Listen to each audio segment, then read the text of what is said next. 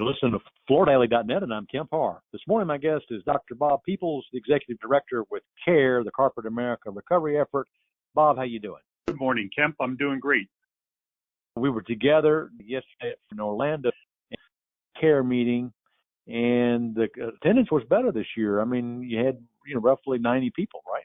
Yeah, I was really pleasantly surprised. We had over 50% growth in attendance this year. What was also really interesting is we had a number of international visitors. We had folks from Australia, Denmark, Ireland, and the United Kingdom there as well.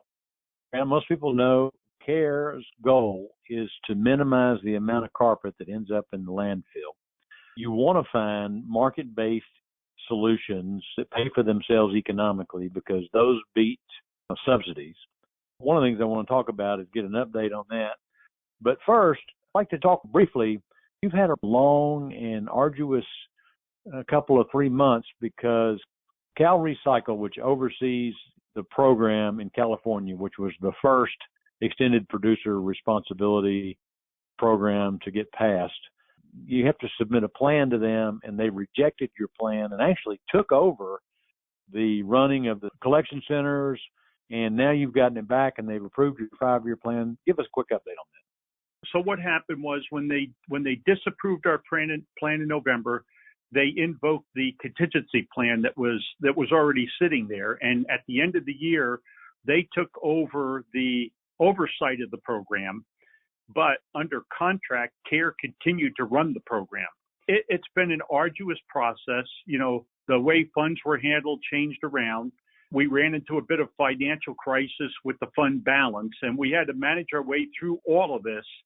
But just a week ago Friday, Cal Recycle approved the third try on our 5-year plan after they admitted that we had met all the requirements to get that approval. So we are back on track as the Carpet Stewardship Organization and trying to get back in control of the program. We've still got some financials to unwind, but we're back on track.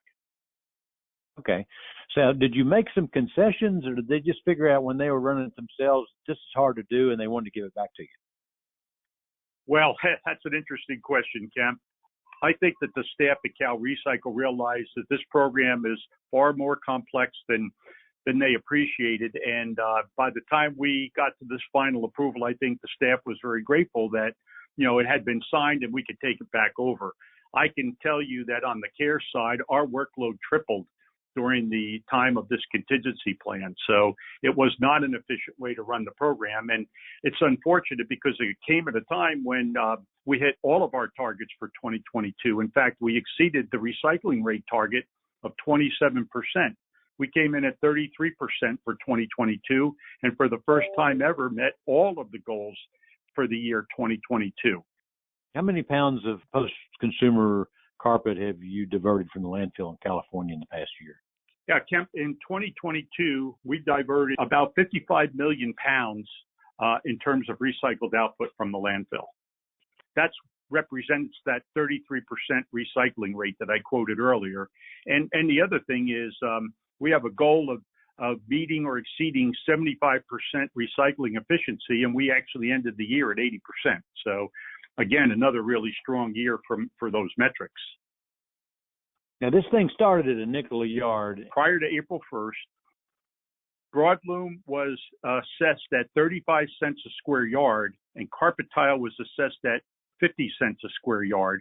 And then there's a 2-cent discount on either one of those if it contains greater than or equal to 10% post-consumer content.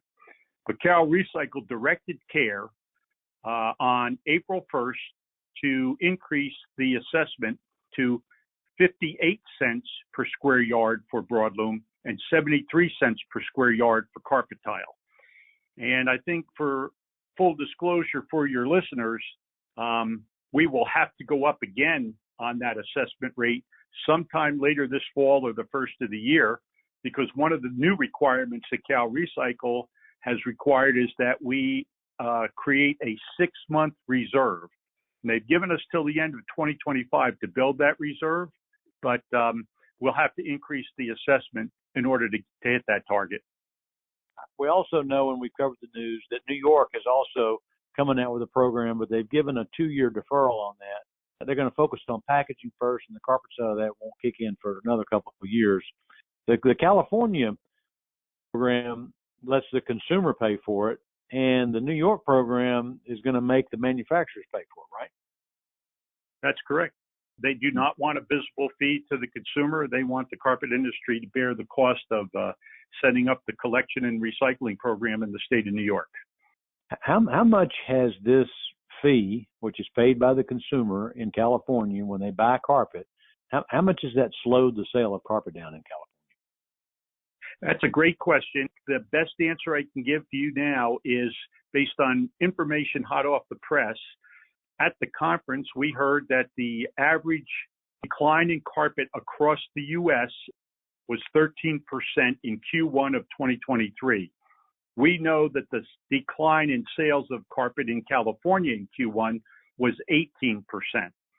So we saw a 5 full percentage point drop beyond the national average for carpet in Q1. That gives you a pretty good indication of the difference between the nation and the state of California right now. All right, so when we started this, I talked about market-based solutions, and Frank Andrini gave a report. I don't know all the details. It looks like things are headed to a whole process for PET, right? Yeah, I think we do have some outlets for PET. They tend to be what we call fiber agnostic outlets for mechanical processing, but there's just not enough outlets out there to consume the amount of PET is in the marketplace. So we really believe that chemical recycling is going to be a key to being able to absorb all that PET. And the main reason is that these PET chemical recycling plants that are being built by some of the big name chemical companies will command hundreds of millions of pounds of carpet-based fiber feedstock, PET feedstock in particular. And hundreds of millions of pounds of fiber means 100 to 130% more in terms of the amount of carpet that has to be collected to liberate that much face fiber. So we're talking about a big impact on the demand, which I believe will help us with market-based solutions, because you're going to see for the first time a shift in the supply-demand balance. As these plants come online, to get a return on the investment, they're going to have feedstock. And to get that feedstock, they're going to have to be willing to pay something for it.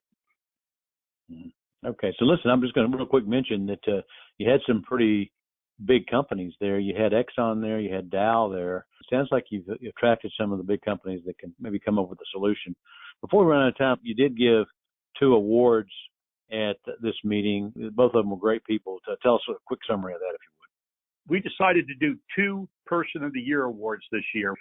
Our first Person of the Year was Joe Yarborough, who is currently the president of the Carpet and Rug Institute. But he is retiring in the next 6 to 8 weeks, and that culminates a 55-year career in the carpet industry and supporting carpet recycling for over the past 20 years. And the other person we recognize this year is Wyatt Rollins. And Wyatt Rollins is from Shaw Industries, and Wyatt has just announced that he's going to be leaving Shaw probably the end of this month. And Wyatt is one of those quiet intellectual people that has made a huge difference in the recycling world, starting with the original commitment of Shaw Industries at the Augusta plant to depolymerize and recycle nylon 6, up to today his role in terms of advocacy and serving as previously the vice chair and now the chair of the board of directors of CARE. These are going to be 2 big losses for the CARE organization and for the carpet industry for that matter. So we thought it was important to recognize their contributions to both the carpet industry and, more importantly, to the carpet recycling industry. Okay, Bob, you've spent most of your life in the carpet industry. It's great to catch up with you about what's going on with CARE. Again, been talking to Bob Peoples, the executive director of CARE, and you've been listening to Kemp Harr and FloorDaily.net.